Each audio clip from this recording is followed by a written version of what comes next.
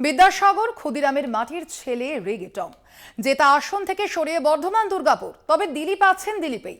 প্রার্থী ঘোষণার পর থেকেই পুরনো ফর্মে বিপক্ষকে স্ট্রেট ব্যাটে ওড়াচ্ছেন। নাম না করে বঙ্গ বিজেপির শীর্ষ নেতৃত্বকেও চ্যালেঞ্জ ছুড়ে দিচ্ছেন, সঙ্গে কুকথার ফুলঝুরিও। মেদিনীপুরে জিতেছেন, কিন্তু বর্ধমান দুর্গাপুরে জিততে পারবেন তো দিলীপ? দিলীপের দাপটে ভরসা।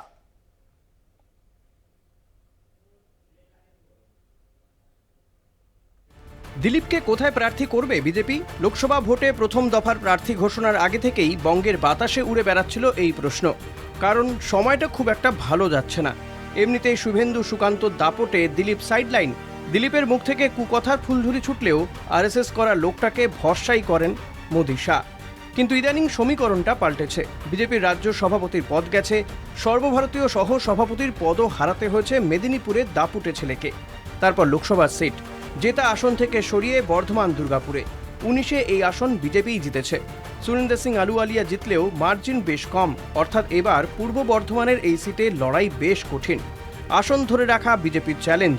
এই চ্যালেঞ্জের মুখেই দিলীপকে ঠেলে দিয়েছে দল। মুখে বিরক্তি প্রকাশ করেননি, তবে ভেতরে যে ফুঁসছেন স্পষ্ট, তারই বহিঃপ্রকাশ। তৃণমূলের বিরুদ্ধে তো আমি লড়াই করেছি, আর কে পশ্চিমবাংলা লড়াই করেছে?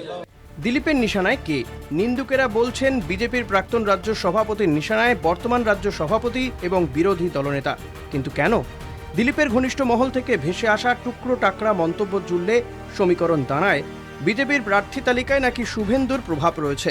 প্রার্থী ঘোষণার আগে একাধিকবার দিল্লি উড়ে গেছেন শুভেন্দু সুকান্ত। আলোচনা করেছেন মোদি শাহ নাড্ডা। নিশ্চয়ই নিজেদের পছন্দের নাম বলে এসেছেন সুকান্ত শুভেন্দু। এই পরিস্থিতিতেই কি মেদিনীপুর থেকে দিলীপকে কাঁচি? টাফ সিটে ঠেলে দেওয়া? দিলীপ অবশ্য সিপিএম কংগ্রেস সেটিং নিয়েও সরব। দলের বিরুদ্ধে যে তিনি নন তা বোঝাতেও চেয়েছেন বুদ্ধিমান দিলীপ। সিপিএম কংগ্রেস ছিল, এখন সেটিং বলছে, চিরদিন সেটিং করেছে, তাই দোকান উঠে গেল। দিলীপ ঘোষ লড়াই করেছে বলে যাদের দেখছেন সব বিজেপি ছিল না, এরা টিএমসিকে হারাতে দিলীপ ঘোষের সঙ্গে এসছে। আজ আমাদের লক্ষ লক্ষ কর্মী দেখেন, তারা সিপিএম করেছেন, কংগ্রেস করেছেন, মার খেয়ে দুর্নীতি দেখে বিজেপি ঝান্ডার তলায় এসছেন এখানে পরিবর্তনের জন্য। তাদের সঙ্গে নিয়ে আমরা কাজ করে পরিবর্তন করব। তমলুকের তৃণমূল প্রার্থী দেবাংশু ভট্টাচার্য দিলীপে কিছুটা নরম। তার মুখে অভিমানী দিলীপের প্রসঙ্গ। বেচারা দিলীপবাবু হারবেন, নিজেও জানেন, দল তো জানেই, তাই তো টাফ সিটে। ঠিক যেমন দেবশ্রী চৌধুরী। জেতা সিট রায়গঞ্জ থেকে কলকাতা দক্ষিণ।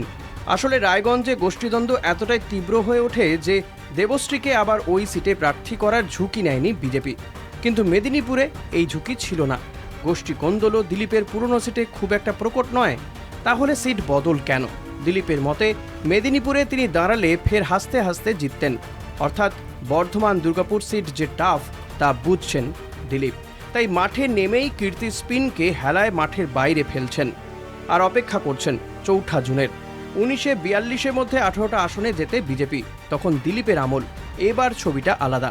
রাজ্য সভাপতি সুকান্ত, বিরোধী দলনেতা শুভেন্দু। তাই এদের চ্যালেঞ্জও কম নয়। বিজেপি যদি 18-র নিচে নেমে যায়, তাহলে শুভেন্দু সুকান্ত চাপ ছেড়ে কথা বলবেন না মোদি শাহ। বর্ধমান দুর্গাপুর থেকে যদি দিলীপ ঘোষ জিতে যান আর বিজেপি রাজ্যে 18-র নিচে নেমে যায়, তাহলে দিলীপ আড়াল থেকে হাসবেন আর বলবেন, দেখ কেমন লাগে। চন্দন সেনগুপ্ত ও আব্বাস আলীর রিপোর্ট, কলকাতা টিভি।